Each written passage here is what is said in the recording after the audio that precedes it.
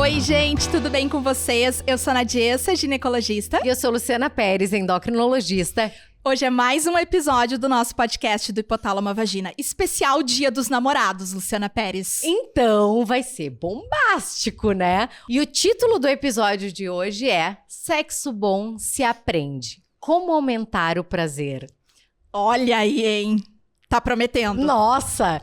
Pra falar sobre esse assunto... Tu ia falar alguma coisa? Não? Para falar sobre esse assunto, nós trouxemos um urologista maravilhoso, o Dr. João Pedro Teles. Ele é formado pelo Hospital de Clínicas, pela URGS, na verdade, e residência médica no Hospital de Clínicas, né? E tá trabalhando muito com a área de sexualidade. Queria que tu comentasse um pouquinho, João. Não, ele é mais uma coisa. Corajoso. Ele é muito corajoso de ter aceitado esse episódio, gente. Tudo bom. E eu vou acrescentar no teu currículo esposo da Betina, nossa amiga maravilhosa. Tá Seja bem. muito bem-vindo, João. Gurias, obrigado. Obrigado realmente pelo convite. Tá sendo muito legal de estar participando, né? Eu já tô feliz só de estar aqui. E eu tenho certeza que a gente vai conversar sobre muitos pontos muito legais que o pessoal tem muita vergonha de perguntar, né? E... Bem, rapidamente, a minha trajetória, eu fiz medicina na URGS, né? Eu tenho um pezinho da PUC, fiz um ano de PUC, mas depois me formei em medicina pela URGS, fiz cirurgia geral e urologia no Hospital de Clínicas de Porto Alegre, né? E a vida vai mostrando algumas coisas para nós e eu sempre fui alguém muito ligado na questão da medicina sexual, da sexualidade, né? Masculina, né? E de um tempo para cá, eu tenho que dizer, né, a pessoa que me inspirou a procurar mais sobre a sexualidade foi a Sandra Scalco, mas hoje estou já me especializando com outras pessoas, a Lina Weinberg, o João Alves e outras pessoas, mas o que eu principalmente busco, né, é mudar o enfoque do urologista, que ele é essencialmente um andrologista, né? Ele vai tratar das causas biológicas. Nós somos, na essência, cirurgiões, mas nós temos muita clínica, né? Perfeito. E nós temos que começar também a ocupar esse espaço de tratar o aspecto psicossocial dos nossos pacientes, né? Coisa que as nossas irmãs ginecos já estão há anos-luz na nossa frente, né? Isso é verdade. E aqui a gente está conversando com a Nadiessa, né? E os endócrinos também fazem um papel fundamental nisso. Então, eu posso dizer que de alguma maneira a gente está caminhando numa coisa meio nova, assim, né? Então, tá aqui já é um sinal bem legal de que eu acho que eu tô fazendo alguma coisa certa. Então, obrigado. Vamos lá, maravilhoso. A Sandra foi nosso episódio 01. Legal. Sobre desejo sexual, né? Legal, Foi legal. super legal. E eu queria já fazer um alerta para vocês que estão escutando. Falar sobre sexualidade é um quebra-cabeças de 1000 pecinhas. Aqui a gente vai tentar juntar algumas pecinhas com opinião do urologista, da ginecologista, endocrinologista, mas é óbvio que a gente vai ter outras, né, opiniões de quem tá ouvindo aí da psicologia. A gente vai trazer o nosso dia a dia e, obviamente, baseado em evidência científica para conversar um pouquinho com vocês. Vamos começar? Show. Então vamos começar. Hoje eu vou ser a entrevistadora, tá? Olha aí, o jogo virou, Luciana Pérez. Não, o jogo virou. Eu vou entrevistar esses dois craques, então, no assunto. E ouvir e aprender com vocês também, né? Então eu queria começar perguntando. Quando a gente fala em prazer na sexualidade, a gente tá falando só de orgasmo? Eu quero que os dois respondam. João. Definitivamente não. Né? E eu acho que isso é um conceito muito importante que a gente tem que abordar. Né? O orgasmo, na verdade, é uma percepção física, é uma resposta do nosso corpo a uma estimulação muito intensa e a gente, então, tem todas as repercussões, né, orgânicas do orgasmo. Mas o prazer na sexualidade, ele envolve todas as fases, né, da resposta sexual, mas também até mesmo antes. Por exemplo, fantasiar algo ou fazer um sexting, mandar uma mensagem para alguém, olha, hoje a gente vai namorar, hoje a gente vai transar, eu tô antecipando, eu tô criando uma fantasia, mas eu já tô gerando um prazer, né? E por óbvio, né? Aí a gente vai ter o prazer associado ao desejo, o prazer associado à excitação, né? O orgasmo é apenas um desses momentos, né? Mas infelizmente, aqui tratando muito da visão masculina, parece que sexo quase que se resume ao orgasmo. Perfeito. Eu li um dia, João, uma frase que eu achei muito interessante, que dizia assim, o orgasmo é apenas o ápice do prazer. Tá, e tem tudo que vem antes. Exatamente. E é uma confusão super frequente, né? No meu consultório eu vejo muito isso e conversando com as pessoas sobre sexualidade, porque parece que para um sexo ser prazeroso, ele tem que ter orgasmo. E a gente sabe muito bem que não é assim. Então eu sempre oriento, tu pode ter um sexo super legal, que foi super prazeroso, exatamente como tu falou, todo o contexto amplo da sexualidade, né? E que não teve um orgasmo. E o contrário também. Tu pode ter tido um sexo, perdão da palavra, abre aspas, bem meia boca, mas que tu teve um orgasmo e tu não saiu satisfeita. Então eu sempre digo, orgasmo não é sinônimo de satisfação sexual, nem de prazer sexual isolado. É muito mais amplo do que isso. Acho que a tua resposta foi perfeita. Eu acho, assim, exatamente nessa linha, né, Nadia, assim, quando a pessoa ela pode chegar ao orgasmo, terminou o ato sexual, ela tem uma sensação de vazio intenso. O que eu fiz? Por que eu estava fazendo isso? Porque a satisfação foi péssima. Aquilo ali não era o que ela queria fazer. Perfeito. Mas ela chegou ao orgasmo. É claro que a gente busca o orgasmo, e o orgasmo é um reforço positivo para outras relações, e a gente quer que vocês transem, sim, tenham um orgasmo. Mas é importante esse conceito para as pessoas também não associarem os dois como sinônimos, né? Importante. E, João, no consultório, tá? Quais são as principais queixas dos homens em relação a prazer sexual? Então, vamos dissecar um pouquinho a pergunta, né? O homem, ele remete o prazer ao orgasmo. Consequentemente, tudo que vai atrapalhar ele de chegar ao orgasmo é uma queixa relacionada ao prazer, vamos dizer assim. E aí, sem dúvida nenhuma, as principais disfunções que chegam no consultório. A primeira delas é a disfunção ejaculatória, a ejaculação precoce, né? E depois depende um pouco da faixa etária em relação à disfunção erétil, né? A dificuldade de conseguir ter uma penetração satisfatória que consiga gerar penetração, né? E o desejo, né? Uma diminuição do desejo, uma flutuação de desejo, né? Só lembrando que conceitualmente, para nós chamarmos isso de uma disfunção sexual, a gente precisa ter isso de forma presente, né, recorrente, por no mínimo 6 meses e que gere um desconforto para a pessoa, para a parceria ou para ambos. Exato. Né? Fora disso, às vezes acontece. Então, isso não é uma disfunção. Às vezes a gente dá uma falhada e qual o problema? Segue o jogo, vamos embora. Isso aí, isso aí. Perfeito.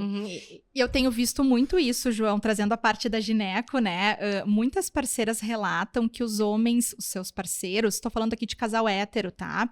Então, que os seus parceiros estão tendo redução de desejo. E aí vem para consulta e aí comigo surgem várias dúvidas do tipo, será que ele tá me traindo com outra pessoa? O nosso relacionamento é monogâmico e ele não tá mais tomando iniciativa do sexo. Será que ele tá me traindo? Será que tem alguma coisa errada? O que tu tem visto, assim, dessa queixa de redução de desejo? Tem aumentado mesmo? Porque a percepção que eu tenho é que sim. Tem aumentado e na verdade, assim, esse canal aqui é um canal fundamental para trazer informação de qualidade, calcada em evidência, né? Mas a gente sabe, hoje em dia, as redes sociais elas são democráticas e as pessoas podem se expressar. Mas essa expressão, por vezes, vai trazer aos homens uma situação, por exemplo, assim, não, se tu tá com alteração de testosterona, tu tem, então, uma diminuição do desejo. Quando, na verdade, a pessoa tem uma diminuição do desejo, mas porque ela tá estressada, porque ela tá trabalhando demais, porque ela tá preocupada com o TCC dela, ou porque, enfim, o relacionamento tá meio morno mesmo, e isso acontece, né? Casais de mais tempo, isso pode acontecer. Então, sim, isso acontece. Só que o que vem chamando a atenção, ao menos no consultório, é que quase que invariavelmente eles já relacionam tô com um problema de testosterona. Com os níveis de testo. Tô com testosterona. E isso é a minha frase que eu digo sempre, assim, que a parte hormonal é uma pecinha num quebra-cabeça aí de 1000 peças que se chama desejo sexual, tá? Então isso eu acho legal tu pontuar também, porque eu concordo plenamente. Eu gostei dessa ideia do quebra-cabeça, é bem por aí mesmo. Juntando para mostrar a figura, né? Por isso não que assim. a anamnese, né, que é a entrevista médica, ela é essencial para a gente identificar esses outros pontos. Até porque se a gente for olhar, por exemplo, estresse, quem é que não está estressado hoje em dia, né? Cansado. Outro fator, alguns medicamentos, né, alguns antidepressivos que hoje também há uma maioria das pessoas, pelo menos as que chegam no meu consultório, a maioria utiliza. Sim. Então, tem vários que podem dar aí alterações, né, relacionadas a essas questões. Então, são muitos fatores que a gente tem que avaliar numa consulta antes de olhar para um exame e dizer que aquele exame é A causa do que está acontecendo. Tô de Quando acordo. o paciente chega, eu já invisto um bom tempo explicando para ele exatamente isso que está falando, da multifatoriedade em relação a isso, né? E uma das primeiras coisas que eu respondo, tá, mas como é que tá teu relacionamento? Né? Ele já bota lá na testosterona, porque a gente é ser humano, a gente quer uma resposta mais fácil. Claro. É da natureza, então não tem por que também ficar julgando o paciente, pelo contrário, ele tá ali pedindo ajuda, né? Isso, perfeito. Trazendo para minha parte, o que eu tenho mais visto, né? Redução de desejo espontâneo, a gente vê muito. Tem um episódio inteiro sobre isso, é o nosso episódio número 1, e ele ainda está muito atual com a doutora Sandra Scalco. Então, para você que tá com essa queixa, volta lá atrás, episódio 1, doutora, minha libido está péssima, o que a gente mais escuta. Então, ouço muito. E uma segunda queixa que eu recebo muito é dor. Então, aqui eu quero fazer um alerta. Sentir dor na relação sexual, falando agora do público feminino, não é normal. Sempre que tem dor, tem alguma coisa que precisa ser avaliada.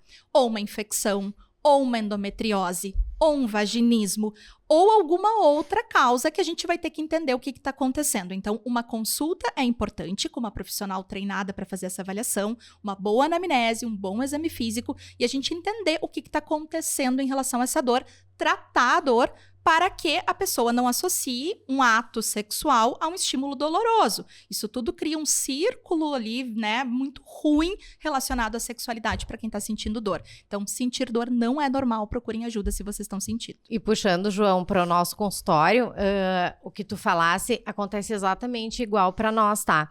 As mulheres também chegam frequentemente dizendo a minha libido tá péssima, então eu quero dosar minha testosterona. Muito frequente, muito. Né? Então, mais uma vez a gente falar. Bom, agora em mulheres, pior ainda, né? Porque a gente tem indicações muito precisas, assim, para dosar testosterona em mulher, né? Que é principalmente a mulher ter sinais de hiperandrogenismo, que a gente fala, então seriam sinais mais de masculinização, né? Fora isso, não. Muito pouco. Né? Só no acompanhamento de quem vai usar por uma indicação que a gente vai falar. Exatamente, tá? E aí, então, vamos prosseguir. Muitos casais iniciam o sexo em estado de neutralidade. Como que a gente aumenta as chances de o sexo ser prazeroso nesses casos? Primeiro, sim, expliquem o que é o estado de neutralidade, né? E depois respondam o resto. Vai, João. Estado de neutralidade vem um pouquinho naquela história de desejo espontâneo, né? Fiat Lux, faça-se a luz, vamos lá, vamos começar e pronto. Na verdade, não é assim que funciona, né? Isso pode até acontecer principalmente na fase inicial, né? No love bombing, onde, nossa, encostou, já estamos prontos para ter relação. Mas vai passando o tempo, o casal a intimidade vai tirando um pouco do desejo, a gente sabe que elas andam de maneira um pouco desproporcionais. Também o próprio estresse, e pode acontecer uma situação como essa. Mas o que fazer da parte do homem, né? Vou responder muito da parte do homem. Primeiro, tem que investir, né? Investir o quê? Investir tempo, investir cuidado, fazer um ambiente favorável, né? Entender que as mulheres, elas têm fisiologicamente, e depois, Ana Dia, você pode falar para nós, diferente dos homens, os homens, mesmo saindo de um estado de neutralidade, rapidamente eles podem já começar a ter desejo e excitação. As mulheres não, né? Então, eu acho que, assim, ter carícia, ter sensibilidade, né? Ter empatia, o que eu gostaria que ela estivesse fazendo, recebendo, que eu posso fazer para ela se sentir bem. Eu acho que é mais ou menos nessa linha, né? E tem uma coisa, talvez, que seja o principal. Não foca no objetivo, foca no processo, né? Vai no processo, te preocupa com o processo, ou seja, te preocupa com o que vai acontecer, né? Cada momento vai gerando mais prazer e tu vai curtindo mais, né? E não necessariamente, não, vamos logo porque eu quero ter penetração, que meu interesse só é chegar ao orgasmo e pronto. Isso, infelizmente, no ponto de vista de prazer sexual, é muito pobre. Eu explico para as pacientes que o homem, ele é como um micro-ondas. Que a gente aperta o botãozinho, liga, né? Rola ali o negócio, desligou, acabou. Tá. A mulher não, a mulher é um fogão a lenha. Tu tem que ir colocando ali a lenha, mexendo. E aí, quando que desliga o fogão a lenha? Quanto tempo que demora para desligar depois? Então, essa analogia, eu acho... Um mecanismo de funcionamento diferente, porque eu sempre brinco, né? Tu vai comparar o micro-ondas com o fogão a lenha, vão dizer que o micro-ondas é melhor. Não é isso. Então, assim, nada melhor do que comer um pinhão ali no fogão a lenha. Não é a gente que é do interior. Com certeza. Então, são mecanismos de funcionamento diferente, realmente, trazendo pro lado feminino, né? Uma mulher que vai ter um ato penetrativo. A vagina, ela demora para lubrificar, via de regra, na maioria das mulheres. Quanto tempo? Cerca de 10, 15 minutos. Então, 10, 15 minutos de estímulos sexuais não penetrativos é um tempo ali que não dá para tu sair, dar um beijo de língua e sair penetrando, na imensa maioria das vezes. Porque sempre tem alguém que fala, não, mas eu me beijou, eu já sinto que a minha lubrificação tá ótima. Ótimo, maravilha. Mas a imensa maioria das mulheres não é assim. Então, esse estado de neutralidade que eu sempre digo, a gente tá lá de pijaminha, tomou banho, tô pronta pra ir dormir. Aí vem minha parceria sexual, mãozinha, cheiro no cangote, beijo de língua. E aí a gente brincou no episódio da Sandra, né? Tu pensa e tu decide, vou ou não vou? Tu tá neutra, tu não tá com desejo espontâneo, tu pensa, e aí, vou ou não vou? São segundos ali pra pensar. A partir do momento que a gente diz eu vou, tu vai excitando ao mesmo tempo que o desejo vem vindo. A gente chama isso de desejo responsivo. Ele respondeu a um estímulo que está recebendo. A Basson, que é, né, uma estudiosa aí muito conhecida da parte da sexualidade, trouxe esse conceito e nos libertou dessa coisa de que tem que ser desejo, excitação e orgasmo. As coisas não são assim no nosso dia a dia, na maioria das vezes, né? E é muito legal quando tu traz esse exemplo da Basson, porque existem homens Basson também. Né? Ótimo. E não é muito frequente da gente ver, mas também existem homens onde não é aquela ascensão, né? Desejo, excitação, orgasmo. Não, né? A gente precisa também... Tem homens que funcionam no fogão a lenha. Isso, E não tem perfeito. problema. E tem que entender como funciona isso, né?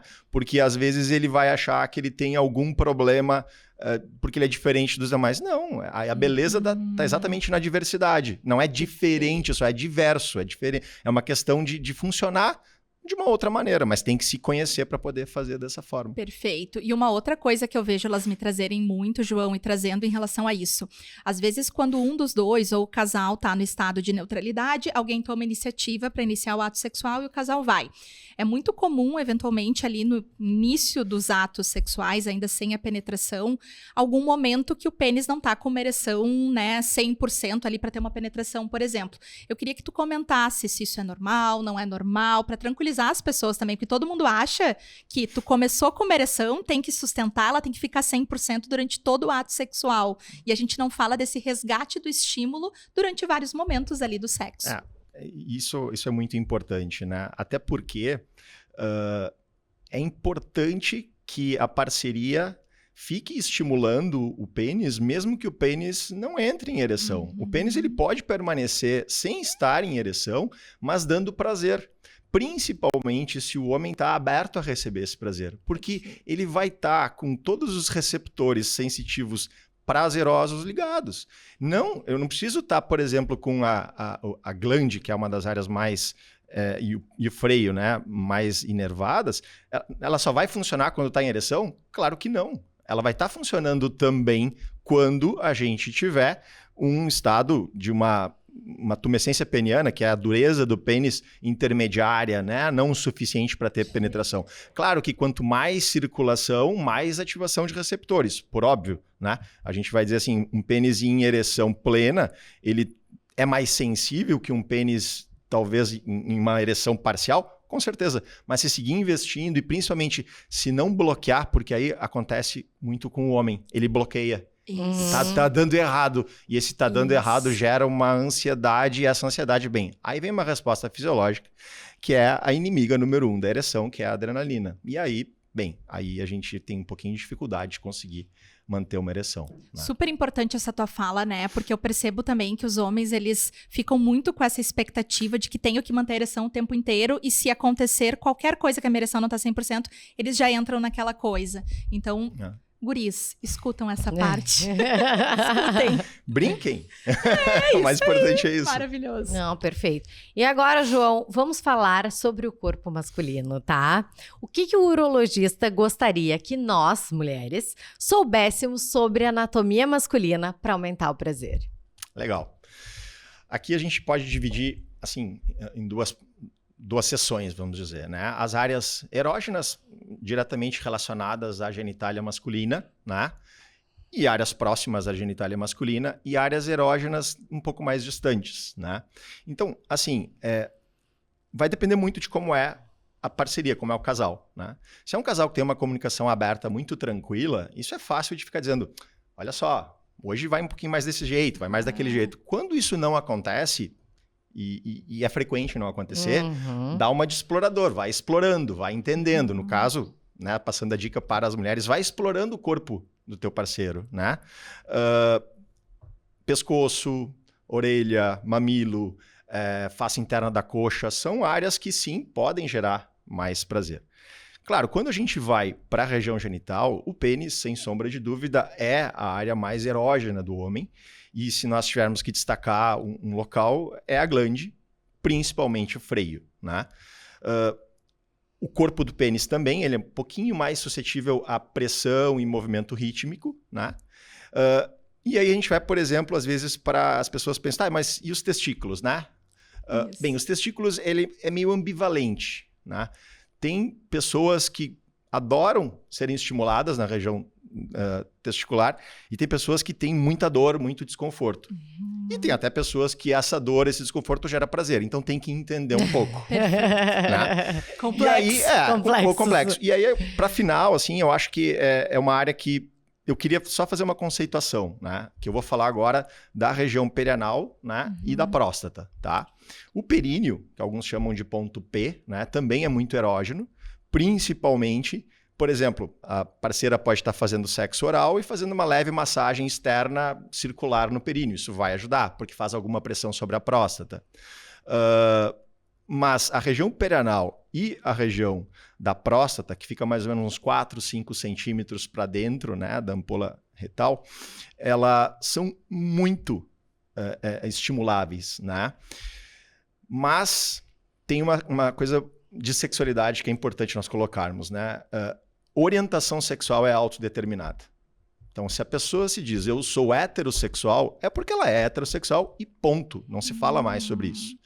Não pode ser definida orientação sexual por prática sexual. Perfeito. Se a pessoa ela sente prazer em receber tanto manipulação, carícia, massagem na região perianal ou na próstata, isso não significa que ela deixou de ser heterossexual. Claro. Ela é uma pessoa heterossexual com práticas que introduzem o dedo, um brinquedo, alguma coisa na região anal, né? Então, é muito tabu. Aqui é muito tabu. Aqui é uma região onde tem muito tabu. Então, essa região, a gente coloca da seguinte forma, tem que ter um pouco de abertura no casal para conseguir colocar. Mas quanto mais a gente trazer essa informação, só essa informação, esse conceito, ele já é muito esclarecedor. É né? verdade. Acho que é super importante tu falar isso, porque eu escuto com frequência, tá? Olha, perdi as contas de quantas pacientes me trouxeram esse relato. Eu sou casada, relacionamento hétero, monogâmico, e o meu parceiro gosta de estímulo anal. Doutora, será que ele é gay? Será que tá, né?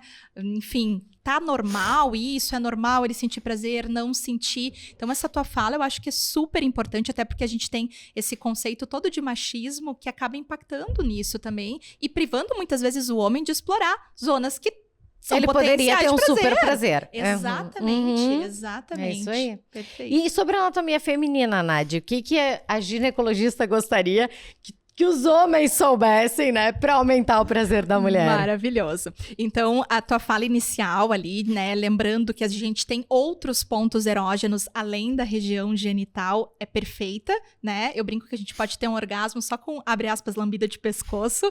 Então, tem vários pontos que vocês vão ter que descobrir, tá? Ao longo do corpo, tem alguns estudos mostrando a área de ativação em ressonância de excitação. E a gente tem pontos distribuídos praticamente no corpo inteiro.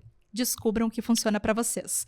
Trazendo para a região genital, também vulva, é óbvio, né? Tem inervação e a gente é um local muito sensível, mas eu não posso deixar de destacar o nosso clitóris. Ai, que amor! Eu trouxe, João, porque todo mundo acha que o clitóris é um pontinho que fica ali, né, em cima da uretra, bem na regiãozinha externa da vulva e que é só aquilo, mas não.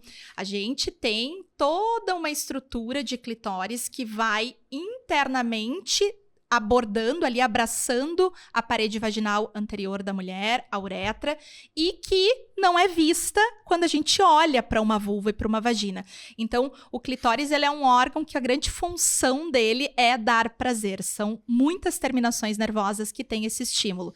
Então, muitas vezes, né, a mulher, a pessoa ali vai ter um prazer grande com o estímulo de clitóris. Então, tem que lembrar que a gente está olhando a glandezinha, a pontinha dele, mas que ele é grande, né, ali mais para dentro. Outro ponto que eu sempre falo, né? A gente fica muito com a percepção de que a mulher só vai ter orgasmo com penetração. E é o contrário. O estímulo do canal vaginal é muito prazeroso, é muito gostoso para muitas mulheres, mas cerca de 30% a 40% das mulheres vão ter orgasmo com penetração. A maioria não vai ter com estímulo desses outros pontos erógenos, incluindo estímulo de clitóris, com sexo oral, com estímulo digital de dedo, com fricção, com outras formas que vocês vão identificar, tá? Queria trazer também um tema que eu ouço muito, que é em relação ao ponto G.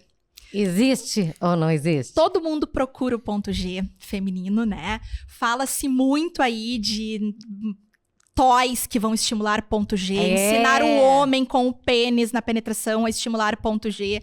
Então, assim, é um tema controverso, polêmico. Até revisei se tinha saído mais alguma coisa sobre isso, João. Saiu uma revisão sistemática bem recente, avaliando todos os estudos que investigaram ponto G. Resumo da ópera, não é um consenso, a gente não tem dados científicos robustos que eu possa afirmar para vocês que tem o ponto G. Ali nas pesquisas, quando entrevistam mulheres, um percentual significativo relata que acha que tem. Quando entrevistam parcerias, sejam pessoas com pênis na penetração ou até parceiras homoafetivas que estimulam, muitas dizem que tem, isso em entrevista.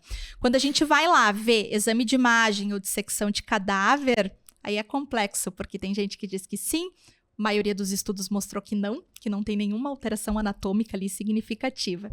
Então, o que eu sempre digo? Não resumam o prazer de vocês à procura do ponto G. Uhum. A gente tem tantos pontos erógenos que podem ser explorados que não faz sentido vocês focarem exclusivamente aí numa coisa que nem tem evidência científica robusta de que existe. Perfeito, Nádia, é isso aí.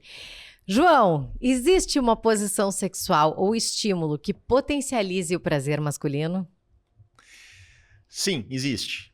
Mas aqui, de novo, né, a gente já tem que pensar, não necessariamente sexo é penetração. Né? Então, eu vou falar aqui sobre algumas posições que, sem dúvida nenhuma, podem melhorar para o homem a percepção de prazer, mas eu não posso deixar de perder a oportunidade de tirar a questão de que sexo não é só penetração.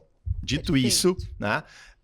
Bem, tem na sexualidade, cientificamente, a gente chama a posição da missionária, né, com as pernas elevadas. Né? Ai, que é isso, O gente? que é a posição da missionária com as pernas elevadas? Nada mais é do que papai e mamãe. Né? Aí tá. Tem até tem histórias. Eu também, meu Deus. A missionária tem até tem estudos antropológicos, onde é que veio isso e tal. É como seria a forma correta de fazer, né, a relação sexual para fins de procriação. Né? Então, Claro. por isso, missionária. Né?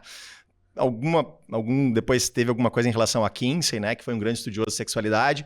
De qualquer maneira, não vem muito importante a gente saber. O mais importante é o papai e mamãe, ou a missionária, com as pernas elevadas, principalmente com as pernas da parceria sobre os ombros. Por quê? Vai estreitar o ângulo, vai ter um pouquinho mais de dificuldade na penetração, e essa dificuldade na penetração vai acabar gerando um pouco mais de prazer. Né?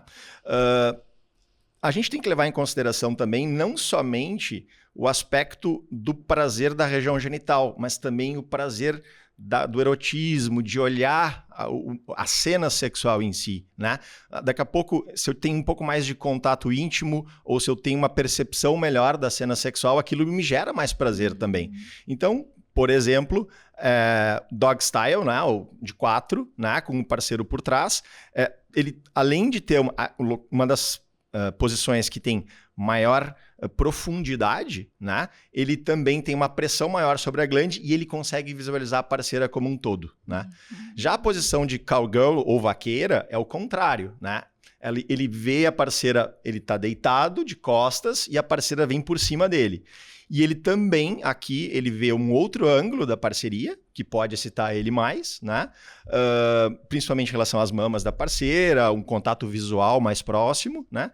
Mas é muito importante entender que aqui ele também está dividindo um pouco com a parceria o ritmo, a frequência, né? Porque ela vai ter controle sobre o ritmo de penetração, sobre... depois a gente podemos falar um pouco sobre outras coisas de como aumentar o prazer tendo técnicas ali da região pélvica, também pode melhorar nesse aspecto, né? Eu diria que essas 3 posições, elas já estão bem... claro, não posso esquecer, estava falando sobre o contato mais íntimo. Conchinha, né? Conchinha é uma posição mais erótica, ela é mais, podemos dizer assim, mais suave, vamos dizer assim. Ela não tem a capacidade do pênis penetrar tão profundamente na vagina, mas ela vai aumentar a superfície de contato, vai propiciar muitas vezes que aconteça sinais assim de mais românticos, né? Como um abraço, um afeto, mas também pode estimular, por exemplo, a região erógena no pescoço e tudo mais. Então, tem várias posições, depende muito de como a pessoa também está no clima para aquilo ali. Perfeito. E é verdade, agora eu vou fazer a pergunta do público aqui. É verdade que o homem é muito mais visual e a mulher é muito mais auditiva na hora do sexo? Aí vocês podem se Pode falar complementar isso. Eu acho que depende, né? Tem muitas mulheres que sim, vão ser auditivas, mas eu acho que a gente tem que sempre falar sobre os 5 sentidos em relação à sexualidade. Quando a gente tá, né, ali num ato sexual com uma pessoa, a pessoa vai emitir som, a pessoa vai te tocar. Eu sempre digo, né, presta atenção nos sinais, te conecta com o que tá acontecendo. Às vezes só o fato da pessoa te apertar já é um sinal ali em relação à sexualidade. Então eu acho que pra mulher, não que a gente não se estimule com o visual, nos estimulamos sim, mas eu acho que talvez nós tenhamos um pouquinho mais essa abordagem dos 5 sentidos do que o homem. Eu não sei o que tu acha.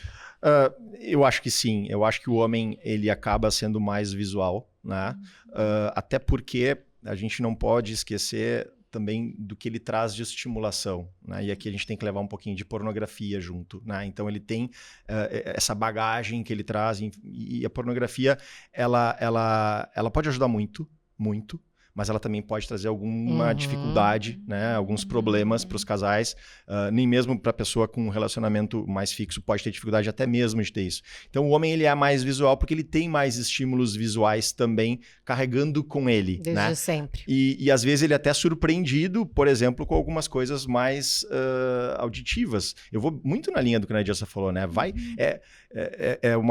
A relação sexual ela pode ser assim quase como uma entrevista constante. Cada vez que tu tá falando alguma coisa, tu tá tendo uma resposta. Então, tu vai levando aquilo ali e vai entendendo como trabalhar com aquilo. Às vezes, tu vai estar sendo mais agradável, às vezes menos agradável. Vai investindo no que é agradável, né? Mas eu acho que a questão visual, no homem, ela tá um pouco mais frequente, sim. E a gente entra numa coisa até histórica, né, João? Assim, que os homens foram muito estimulados desde sempre em relação a isso. As revistas pornográficas, por exemplo, voltadas para público masculino, pornografia em si, muito voltada ali para o prazer masculino. Se tu for assistir uma pornografia, sai penetrando direto, não tem estímulo de sexo oral, nenhum ato sexual, né, exceto penetração ali, basicamente. Então, todas as questões que a gente poderia listar em relação a isso. E nós, mulheres, não. Vocês recebem, né, a gente brinca, a Mari Mendes, que é outra amiga nossa que trabalha bastante com sexualidade, ela fala, o homem abre lá o WhatsApp, tem, né, um peito de fora, um estímulo. Se tu recebe um vídeo vídeo de um homem pelado ali é o quê? É brincadeira de Natal, é ou não é? É verdade, é a única. De alguém pelado com uma touca de Papai Noel ali dançando. Então, esse gente não recebe esse tipo de estímulo, não. Esse erotismo precisa ser trabalhado em Sim. relação a mulheres, né? O que te excita? O que é uma fantasia legal pra ti? Que é uma coisa que a gente também trabalha muito pouco fantasia, eu bato muito nessa tecla. O que te excita? O que tu acha que é legal e que pode te acrescentar em relação à sexualidade? Perfeito. Isso é importante. E Nádia responde agora, se a gente tem posições, então, ou tipos de estímulo que fazem mais diferença para a mulher. Bom, para mulher, então, assim, num sexo de mulheres, então, né, pacientes ali homoafetivas são muito mais criativas, então, várias posições elas vão testar e treinar e que estimulem ali, principalmente região de vulva, e elas têm um repertório muito maior do que no sexo hétero, que querendo ou não, foca bastante em penetração. Pensando em mulheres, posições que friccionem o clitóris são posições interessantes. Então, papai e mamãe, mulher por cima, consegue friccionar um pouquinho mais o clitóris ali, porque ela pode comprimir a parte aqui de pelve e friccionar.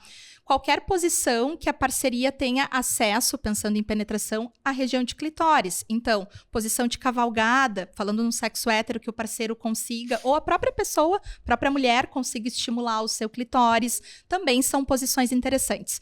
O que tu comentou, João, a posição de 4, por exemplo, para a imensa maioria das mulheres é uma posição que às vezes vai dar desconforto, justamente pelo ângulo do útero ali em relação ao canal vaginal. A gente tem que pensar que a nossa vagina ela muda durante um ato sexual, né? Quando a gente está excitada, ela vai ficar mais profunda e aumentar em lateralização também. Quando eu tenho uma posição de 4, às vezes eu dou uma movimentada nesse ângulo, movimento o ângulo de útero e pode causar algum desconforto. Então, eu sempre digo, tá desconfortável? Conversa com a parceria, vê se não tem que excitar mais um pouquinho com alguns outros estímulos antes de tentar ali aquela posição. Mas é uma coisa que elas trazem. Tá, às vezes o desconforto. Tem que conversar. Viu? Ó, deu xixo aqui. Não, na verdade é uma questão de alinhamento de expectativa. Isso. E não que não seja prazeroso. Isso. Vai ter alguém que vai comentar aqui, mas eu amo a posição de 4. Tá tudo certo, a gente ama mesmo, mas tem que ter esse diálogo para, se em algum momento não estiver confortável, poder conversar com a parceria ali e adequar. João, tem alguma medicação que pode reduzir o prazer na relação sexual? Tem, se eu Eu abordasse já antes falei ali um uma pouco, delas, né? Principalmente os antidepressivos, de duas classes, né? Os inibidores da recaptação da serotonina e os tricíclicos, não vou entrar em muitos detalhes científicos, mas assim, eles vão diminuir o desejo, mas eles também podem retardar ou até não possibilitar o orgasmo e a ejaculação, né? Além disso, a gente tem antipsicóticos, né? Que também vão ter algum nível de influência, alguns antihipertensivos, né? Porque aqui a gente está falando do prazer, a gente está falando das fases, né? Então, por exemplo, os antihipertensivos, eles podem acabar, principalmente os beta-bloqueadores mais antigos, propanolol e atenolol, podem trazer dificuldade para ter ereção, né?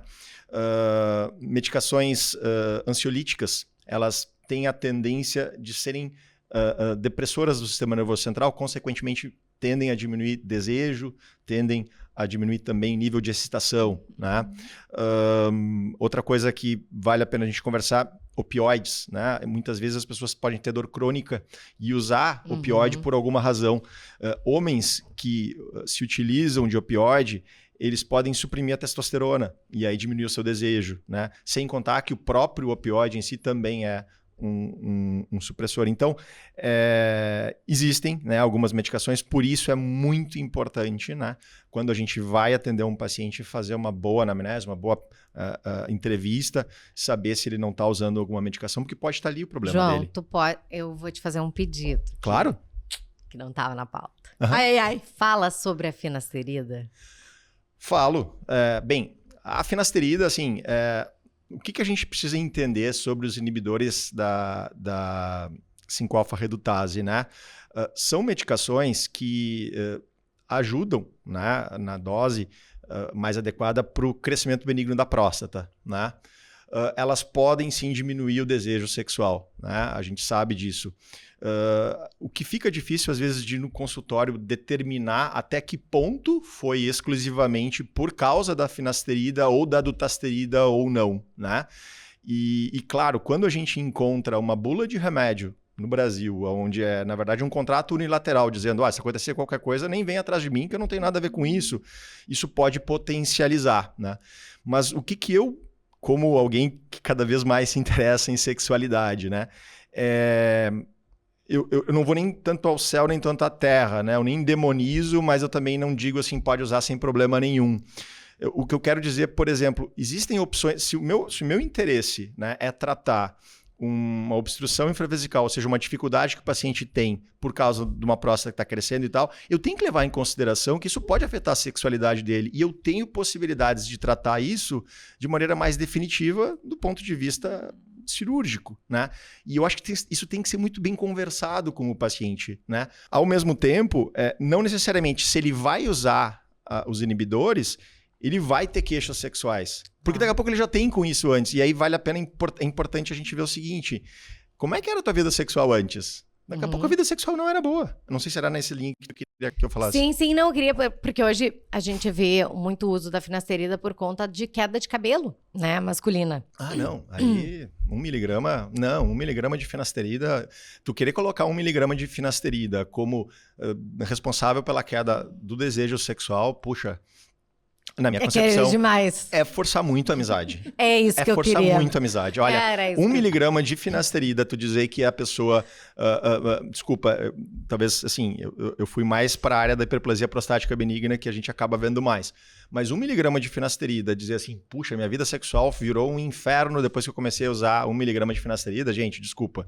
Tem alguma coisa errada aqui, é uma dose muito baixa, tem alguma coisa errada aqui, vamos examinar melhor uma anamnese sexual mais adequada. Em medicina e no amor, né? Nem sempre, nem nunca. Mas a gente precisa analisar com mais calma, porque tem camadas mais profundas aqui que eu tenho que ver. Perfeito. E Nádia, eu não sei se tu quer complementar, porque a maior parte dos medicamentos que o João falou interferem, né? Perfeito. Tanto para mulheres quanto para homens. Quer acrescentar algo da parte feminina? Perfeito. Não, eu quero destacar uma coisa que ele falou, perguntar antes de prescrever a medicação. Porque às vezes tu começou, por exemplo, um antidepressivo, e aí a pessoa associou que foi a piora, mas ela não lembra como era antes. Então, profissionais da saúde que nos escutam e até pacientes que vão iniciar alguma dessas medicações que o João citou, prestar atenção em como é que tá a sexualidade antes de começar e como é que vai ficar ao longo do tratamento e depois. Porque aqui a gente entra num perrengue gigante, né? Tu falou, a maioria dos nossos pacientes estão deprimidos ou ansiosos utilizando alguma medicação. É dia a dia de consultório. Tá todo mundo usando aí ansiolítico antidepressivo. É muito complicado tu tirar a medicação e aí tu tira a pessoa, né? Tira o remédio, a pessoa entra em depressão. Quem tá depressivo vai ter desejo? Exatamente, não vai ter desejo porque tá deprimido, né? Então tu entra num local muito delicado de mexer numa medicação de uma doença de base importante, como depressão e ansiedade, que são as duas principais, pensando aqui no que tem impacto, né? E em contrapartida a parte sexual. O que eu sempre digo? Prestar atenção na queixa, validar, ver, discutir com o profissional que tá acompanhando saúde mental, se é possível, de repente, trocar a classe da medicação, porque existem medicações que impactam um pouco mais e outras um pouco menos. Eu não vou citar nomes para vocês não trocarem remédio sem orientação médica, mas a gente tem toda essa lista que tu falou, pode sim impactar tanto em desejo quanto no próprio prazer. Teve uma paciente uma vez que estava usando um determinado antidepressivo e ela me disse assim, Nadiessa, foi aqui, ó, eu comecei a usar, parece que o meu parceiro tá estimulando o meu clitóris, eu sinto como se fosse meu joelho. Eu não sinto, mudou a minha sensibilidade. A gente ajustou a medicação, conversei com a psiquiatra, fizemos uma mudança e conseguiu resgatar aquela parte de prazer e de estímulo ali local, tá? Show. Então tem que validar. Isso aí. E agora, ao contrário, existem medicações que podem aumentar o prazer? Sim, indo na mesma linha, né? Quando eu falo prazer, eu conseguir ter sucesso em uma das minhas fases, né, do ato sexual. Então, se eu tenho dificuldade, por exemplo, de ter um controle ejaculatório, eu posso usar medicações que vão permitir que eu consiga ter esse controle. Se eu tenho dificuldade de ter ereção, eu posso usar a classe dos inibidores, né, das 5-fosfodiesterase, que classicamente revolucionaram, né, a sexualidade e que vão melhorar a minha capacidade de ter ereção, né? Eu posso usar medicações injetáveis, né, fentolamina, papaverina, combinações que também vão melhorar nesse aspecto. Se eu tenho uma diminuição de desejo, eu tenho que conversar com esse paciente se eventualmente, né, o próprio desejo a gente sabe que é um sintoma específico, mas se ele não tem alguns sintomas inespecíficos, e por que não fazer uma avaliação adequada de níveis hormonais, né? Porque ali pode ter algum problema e sim, eu vou repor testosterona nesse paciente e vai haver uma modificação, falando do ponto de vista masculino. Um detalhe que repor testosterona é somente em pacientes que têm deficiência comprovada de testosterona. Não é dar hormônio para paciente que está com os níveis adequados. Perfeito. Eu acho que eu tenho um amigo que gosta de dizer que assim, eu sou um cara conceitual. Eu acho que é por aí. A gente tem que deixar os conceitos muito bem claros. Porque aí as pessoas também vão trabalhar dessa forma. Mas também existe, assim, outras situações que fogem de medicações, né? Que é o que a gente chamaria de chemsex, né? Que a gente também tem que gerar essa informação, né? O chemsex, que seriam usar substâncias para aumentar o prazer. A gente, por óbvio, não estimula isso porque pode gerar uma série de efeitos colaterais, dependência, pode gerar problemas neurológicos, cardiológicos, né? Então, assim, pessoas daqui a pouco, eu consigo ter mais prazer se eu uso maconha, ou se eu uso cocaína, ou se eu uso MDMA. Nossa, isso, assim, não é uma forma correta. Existem tantas outras formas que tem de melhorar a sexualidade. Tu não precisa de um aditivo porque tu vai, sim, tá gerando um problema para o teu corpo, né? Que pode ser episódico, mas pode ser cumulativo também no futuro. Perfeito. E Nádia, para mulher, temos? Pensando em mulher, eu vou destacar 2, falando exatamente do que tu falou, todas as fases relacionadas ali à sexualidade, né, o ato sexual em si. Pensando, por exemplo, na questão de dor, que eu falei lá atrás, mulheres que estão entrando na menopausa, período de climatério ou pós-menopáusicas, é muito comum a gente ter alterações vaginais e vulvares relacionadas à queda de estrogênio. A vagina fica como se fosse mais ressecada, pode ter alteração anatômica de redução ali do introito vaginal, né, da superfície da penetração. Isso pode causar um sexo doloroso. Então, repor uma terapia hormonal local nessa mulher, depois de uma correta avaliação e identificação, se é isso mesmo que está acontecendo, pode sim melhorar o prazer, porque tu vai ficar com uma região mais lubrificada, elástica, e o sexo vai se tornar mais prazeroso. A primeira linha seria uma terapia, né, de reposição hormonal local, mas a gente tem outras opções que podem ser discutidas e na paciente que não quer ou não pode usar uma terapia hormonal, a gente tem outras coisas que podem ser feitas. E a segunda medicação que eu queria pontuar é a nossa boa e velha testosterona, que está na moda, se dá para todo mundo pensando em aumentar aí desejo sexual.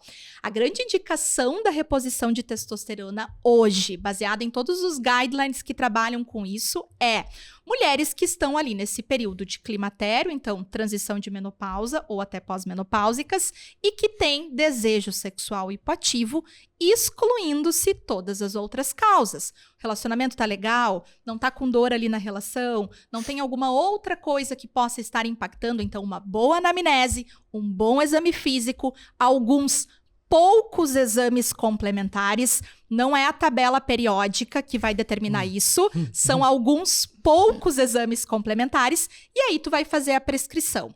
De que forma? Sempre transdérmica, a gente já falou sobre isso, não sobre para mulher, né, implantes hormonais, injetáveis, e muito bem avaliado e acompanhado nesse período. Tá? Eu queria só aproveitar, porque algo que também cada vez mais a gente encontra nas redes sociais e que a gente não tem comprovação científica robusta, né? Fitoterápicos, né? Perfeito. Maca peruana. Isso daí é no meu consultório todo Maca dia. peruana, tríbulos terrestres, L-arginina, e aí por fora, e aí as composições. Esses dias eu peguei um paciente que veio da Bahia e queria que eu renovasse uma prescrição de uma medicação que, na verdade, era um composto. Eu disse que aquilo ali era uma fórmula, assim, da maga patológica, né? Porque tinha, sério, uns 8 ou 10 elementos diferentes e em doses totalmente inadequadas, né? Então, assim, fitoterápicos, tá, pessoal?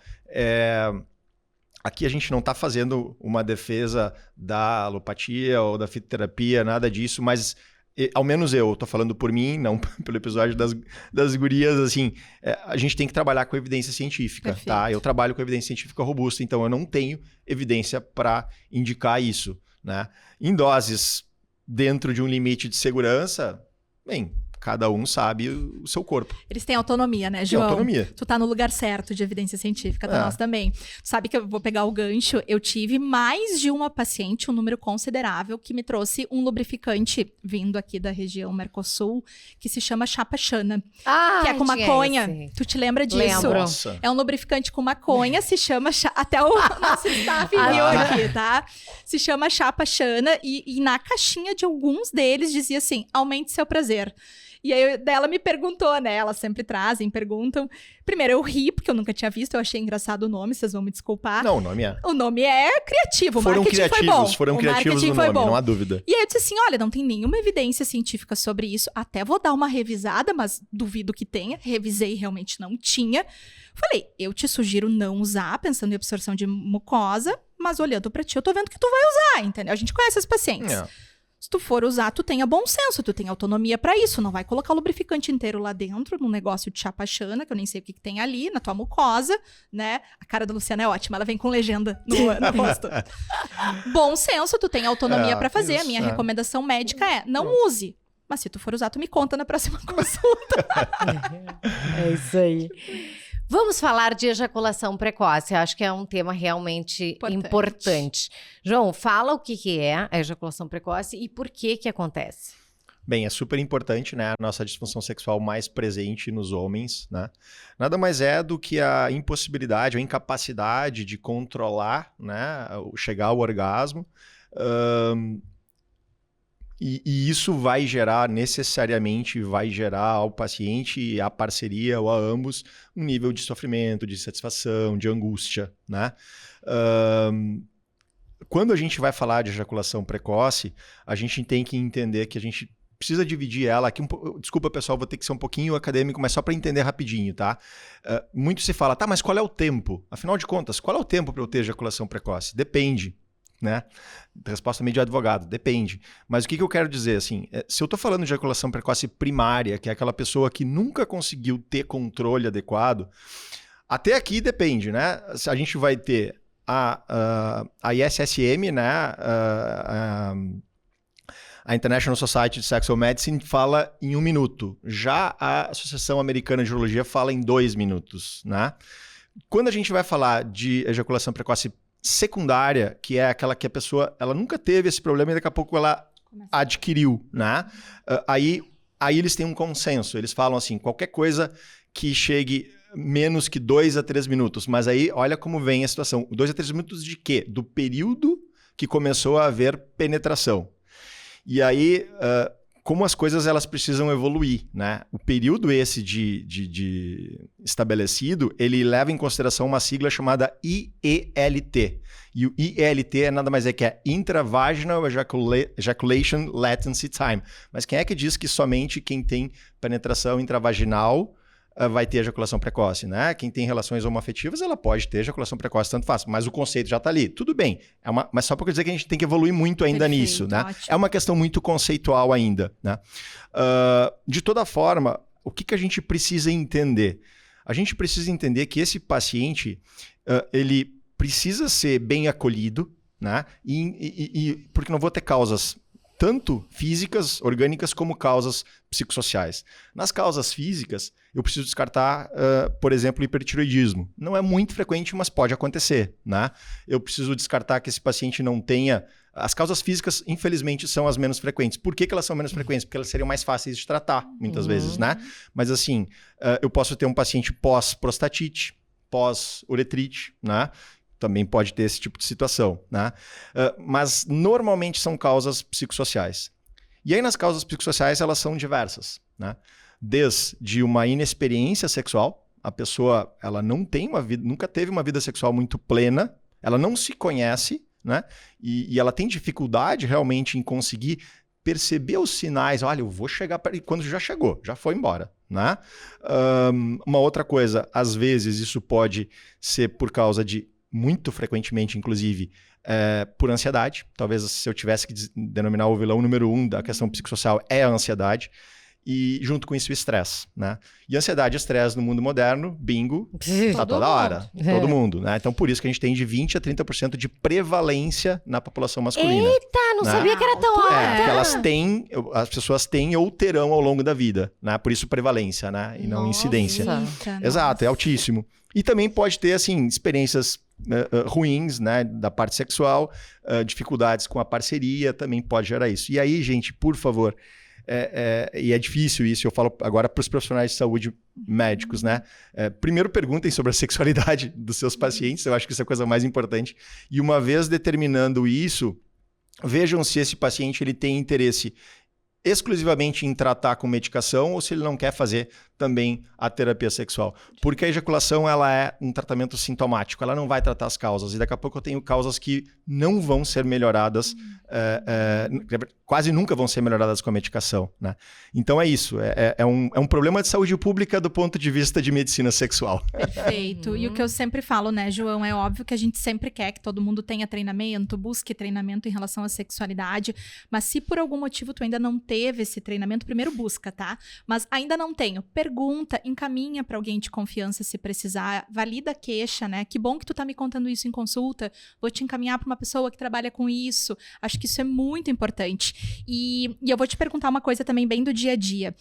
Para as parceiras, falando das minhas lá, mulheres que eu atendo, que percebem que o parceiro tá ali, né, tendo, por exemplo, a ejaculação precoce. Como tocar no assunto? Tu, como urologista, tem alguma dica, assim, para procurar ajuda? Porque homens têm uma tendência a não procurar ajuda médica, assim não vale, né? Porque era exatamente essa pergunta que eu ia te fazer depois. Como que as mulheres poderiam ajudar o seu parceiro a procurar? Mas a gente pode trocar figurinha, não tem problema, né?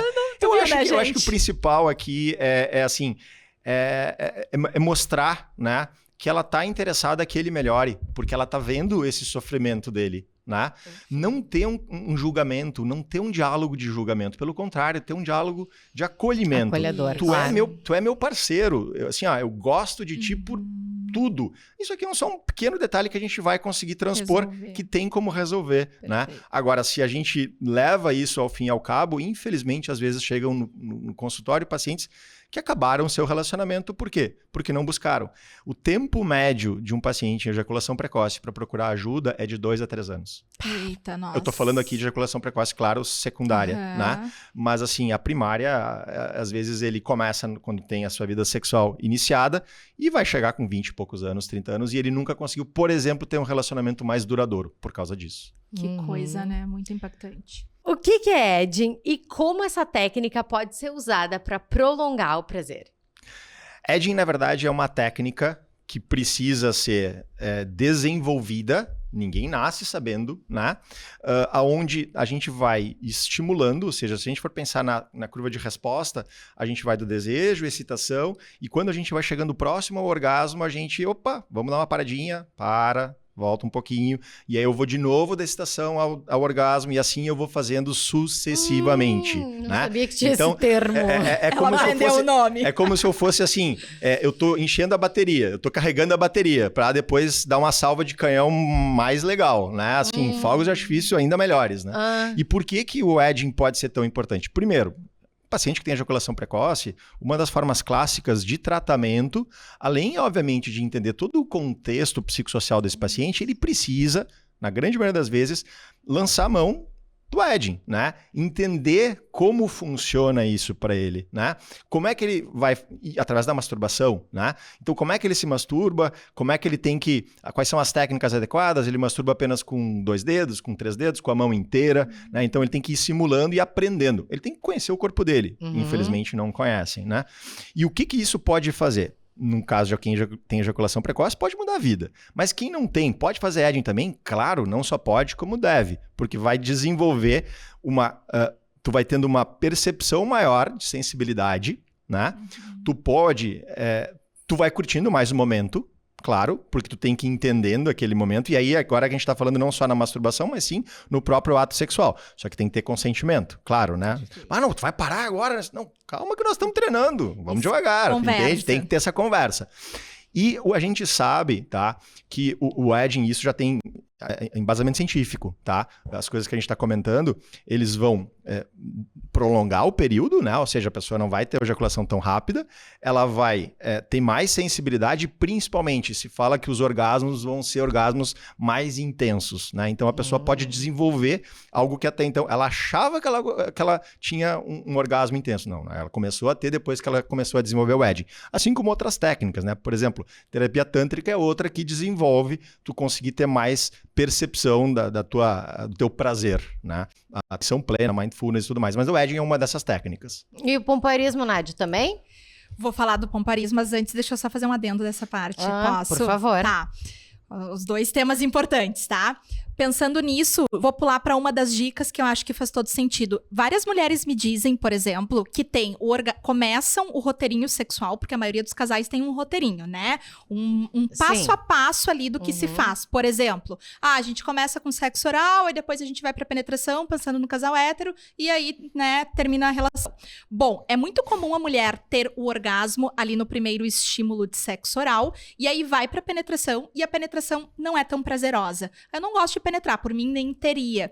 Uma das técnicas que a gente sugere é dar uma segurada ali no teu orgasmo durante o estímulo do sexo oral, penetra, e aí depois, né, pode retomar a parte do orgasmo, algum outro estímulo digital, e funciona muito no dia a dia quando a gente sugere. Então, é uma técnica interessante para pensar nesses casos de quem tem um orgasmo mais no início, postergar um pouquinho para intensificar esse prazer. Tá? Show de bola. Interessante. Pompoarismo. E o pompoarismo? Bom, tem, não tem? Sim ou não? sobre o pompoarismo e a evidência do que a gente tem em relação ao prazer feminino, tá? Revisão sistemática bem recente sobre isso, avaliou alguns estudos, conseguiu meta-analisar, para quem é da medicina, são aqueles estudos que tu consegue comparar e tirar uma evidência, tá? Deles. Apenas 4, ou seja, o que isso significa? De um grupo grande de estudos, eles são muito diferentes relacionado a pompoarismo, que é quando a gente traz, né, um nome popular para a parte sexual. Tivemos um episódio sobre isso com a Cris Carboni. Pensando em treinamento da musculatura do assoalho pélvico, os estudos, eles são muito diferentes. Alguns ensinam a paciente sozinha, outros são supervisionados por fisioterapeuta, outros usam número X de contrações. Então, é muito difícil de ter uma evidência robusta, de analisar. Mas, o que essa revisão sistemática trouxe? Que parece, sim, quando a gente avalia questionário de satisfação sexual e domínios específicos desse questionário, como dor, excitação, prazer, né, satisfação ali sexual, parece melhorar, tá? Estudos de baixa qualidade, precisamos de mais evidência para poder prescrever de rotina e saber qual é a técnica que vai ser utilizada e se precisa ser supervisionado ou não. Então, sinal de alerta, parece interessante, evidência robusta ainda não. Perfeito. Tá, agora então, nós vamos para a pergunta que eu acho que, assim, que talvez seja uma grande motivadora desse episódio, né? Casais que estamos falando de Dia dos Namorados, né? Quero saber, casais que estão juntos há muito tempo, eles costumam reclamar de um sexo mais morno, né? De uma redução de desejo. E eu quero saber se vocês têm dicas de como manter esse sexo interessante e prazeroso baseado em evidências. Não é tipo opinião de especialista, entendeu, João? Claro. Temos. Claro. Quer que eu comece? Quer Vai começar? Vai lá, não, pode começar. Eu vou, então, citar uma frase da nossa professora Sandra Scalco, também foi minha prof, tá, João? Que no episódio número 1, ela falou a seguinte frase: não se contentar sempre com o mesmo jeito de transar. E o que eu quero dizer com isso? Não é para vocês transarem de ponta cabeça, sexo, algemas e cinta liga para quem não quer, né? Dentro do teu conceito de tradição, de religiosidade, dentro do que funciona para vocês. tentar sair da rotina. Acho que é uma coisa que dá uma aquecida na relação. É óbvio que a gente vai ter episódios da nossa vida que talvez o sexo esteja mais morno. Vocês sabem disso. Um pós-parto, um período depressivo, alguma doença grave. Isso vai acontecer, é vida real. Mas dentro do nosso dia a dia, se a gente conseguir não se contentar sempre com o mesmo jeito de transar e trazer alguma ideia diferente, alguma prática diferente, uma posição diferente, uma provocação diferente, um beijo de língua diferente, os casais não se conectam mais, ninguém beija de língua. A gente só beija de língua quando vai começar o sexo. Eu brinco com as pacientes, né? Dá um beijo de língua e vai trabalhar. Então, saiam da rotina. Eu acho que esse não contentamento com a rotina ajuda muito a dar uma esquentada para quem quer tirar o morno aí da relação. João. João. Na verdade, depois que a Nandissa conversou agora, que falou com a gente, fica fácil, porque é mais ou menos isso. Não tem muito diferente. E eu vou usar uma outra frase, né? Assim, movimento exige ação, ou seja, não fica esperando o que vai acontecer. Faz acontecer, vai atrás, né? E esse vai atrás surpreenda, né? Eu acho que as pequenas surpresas, elas também são importantes, né? A variação, sem sombra de dúvida, né? Tentar entender alguma coisa. Algumas coisas no love bombing ficam marcadas. O que é o love bombing? É aquele período que pode ser lá de 6 meses a 1 ano, alguns são mais privilegiados, até 2 anos, onde do início do relacionamento, ali algumas coisas, claro, ali não é muito a pessoa, né? A coisa acontece meio natural, mas tem algumas coisas que tiveram mais resposta, tenta lembrar de alguma coisa disso, por que não reintroduzir isso? Por que eu deixei isso no passado, né? Vamos trazer de volta, por que não trazer isso de volta, né? Por exemplo, sei lá, ter relação sábado de tarde às 2 da tarde, né? É um pouco diferente. Tá, tudo bem, vem as crianças, às vezes isso é difícil para casais, né? Ou até mesmo, né, para quem tem muita dificuldade, mas faz acontecer. Dá um jeito, sei lá, bota as crianças com alguém, rede de apoio, e vai fazer alguma coisa diferente, né? Eu acho que isso gera mais desejo, conexão. Eu acho que a coisa mais importante, foi muito bem, Lu, eu acho que é reconectar, aumentar a questão do desejo e não ficar esperando que isso vai acontecer espontaneamente. E eu acho que o mais importante, né? Tá, eu entendi tudo isso, eu tô seguindo o que vocês estão dizendo, mas mesmo assim a coisa não tá andando. Não fica demorando demais para procurar alguém especialista na área. Isso. Procura alguém especialista na área, alguém que vai tratar com seriedade isso. Que vai... Porque, infelizmente, a gente também encontra, volto a bater, às vezes... algumas aulas ou algumas coisas, ou alguns cursos que vão resolver o problema. Gente, um problema muito complexo para tu achar que tu vai resolver um problema recebendo notícia por 5 minutos por dia. Não, em 5 minutos eu resolvo o teu problema, vê um videozinho de 5 minutos por dia e eu resolvo em 1 semana. Não é assim. É complexo, né? Mas também, ao mesmo tempo que é complexo, é simples, desde que a gente esteja aberto a querer aprender. Porque... eu ia encerrar com essa frase, eu não sei se já tem que encerrar, mas assim, uma das coisas, a gente acredita que sabe fazer sexo. Na verdade, a gente instintivamente está inclinado a se reproduzir, porque é do nosso instinto, né? Mas a prova de que isso já é algo que obviamente deve permanecer, faz parte da raça, senão nós não existiríamos mais, mas é a diversidade. Ou seja, as pessoas terem prazer das mais diferentes formas, né? Com as mais diferentes parcerias, né? Então, o sexo, ele é também algo que deve ser ensinado e aprendido pelas pessoas. Perfeito. Eu vou pegar o gancho do João, vou dar minha dica final também. Tudo isso que tu falou, né, João? Repertório.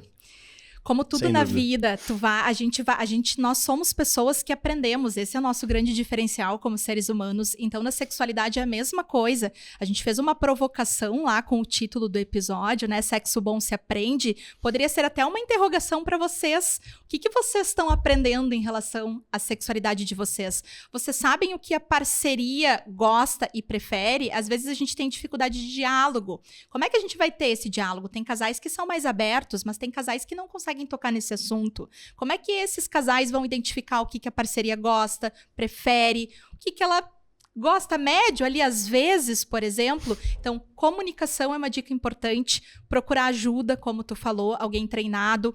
Para profissionais de saúde, não parar de treinar a sua assistência. Cada vez que eu faço um curso sobre sexualidade, uma pós-graduação, escuto uma aula de profissionais que a gente admira, eu vejo outro ponto de vista, eu aprendo outra coisa. Então, é muito amplo o tema, a gente está sempre aprendendo. Então, trabalhem em repertório, trabalhem em comunicação, não parem de aprender, tá? Eu não sou entrevistada, mas eu tenho 2 dicas, tá? Chegou teu momento, Luciana Pérez. Chegou meu momento. Eu tenho uma dica para as mulheres e uma para os homens, tá?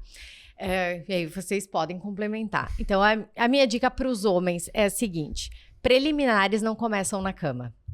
Preliminares começam muito antes disso. Então, se a gente for pensar num dia, né? Então, é desde o bom dia. Aquela mensagem que tu manda, né? As coisas que tu ajuda a tua parceria durante o dia. Então, essa é uma dica que eu gostaria de dar para os homens. E para as mulheres saibam que depois de um tempo de relacionamento, a gente tem muito mais desejo sexual responsivo do que espontâneo. Então, não espera que tu vai olhar pro teu parceiro e vai ter vontade de transar de imediato. Tu vai responder muito mais ao estímulo dele. Então, os homens também têm que saber disso, né? Então, que a mulher precisa ser mais estimulada. E aí, se ela estiver com tudo funcionando, ela vai responder a esse estímulo e a relação vai ocorrer de maneira natural.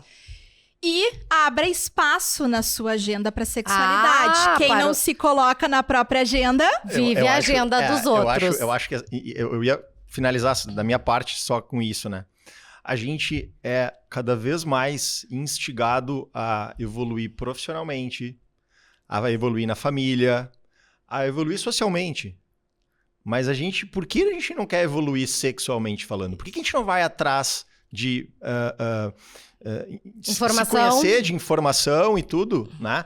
É tão fácil, buscando, obviamente, fontes adequadas. Então, assim, pegue a motivação que você tem para outras áreas, só transfere um pouquinho para a sexualidade, você já vai ver que vai mudar muito a sua vida e a vida da sua parceria. Eu acho que ser uma pessoa habilidosa no sexo vai muito ao encontro disso. É tu abrir espaço para isso entrar na tua vida e tu ter curiosidade de aprendizado ali e de testar dentro das tuas crenças, repito, e religiosidade. Mas testar, ter repertório ali com a tua parceria, talvez te ajude a ser uma pessoa aí, abre aspas, boa de cama, que é um termo complexo e provocativo, né? Então, gente, foi muito bom. Sim, passamos do tempo. Inédito a gente passar de uma hora, João. Tempo. Foi a primeira vez, eu acho. É verdade, eu acho que sim. Tá João, muito obrigada pela tua participação. Foi muito legal conversar contigo. Foi muito bom. Estamos muito satisfeitas. Lu, Nadiessa, gurias, obrigado mais uma vez, né, pela oportunidade. A gente, dentro da própria urologia, né, a gente está um pouquinho desbravando isso, porque o urologista, como eu disse, ele não se atenta tanto a essa questão mais psicossocial. Ele não foi treinado para isso, né? Não foi treinado. A gente tem colegas craques, feras na parte de andrologia e que fazem um trabalho bom na parte também psicossocial. Mas eu acho que tem que analisar o paciente como um todo e principalmente isso. E se eu pudesse, assim, na forma de agradecimento, deixar a minha mensagem final. Profissional de saúde, não se esqueça de perguntar, faz parte da anamnese do seu paciente, como está a sua vida sexual? Isso vai mudar, assim, ó. E outra, vai criar um vínculo muito maior. Ele está interessado realmente em mim. Essa que é a realidade. Isso. Obrigado, gurias. Show, Maravilhoso, obrigada. foi muito bom. Gente, No HV a gente já tem aula sobre isso? sobre sexualidade, deixa eu me lembrar, a gente tem... Acho que tá precisando, hein? A gente tem algumas, mas não sobre isso exatamente. A gente tem sobre método contraceptivo e o impacto no desejo sexual, mas dá pra melhorar. Dá pra melhorar, então a Nadia você vai fazer, Vou tá, melhorar. gurias? Quem Deixa é pra assinante do HV pode chegar. esperar que a Nadia vai fazer. Amo. Gente, feliz Dia dos Namorados. Muito obrigada por estarem aqui conosco hoje. Tchau, gente! Tchau, Até pessoal. mais. Feliz Dia dos Namorados.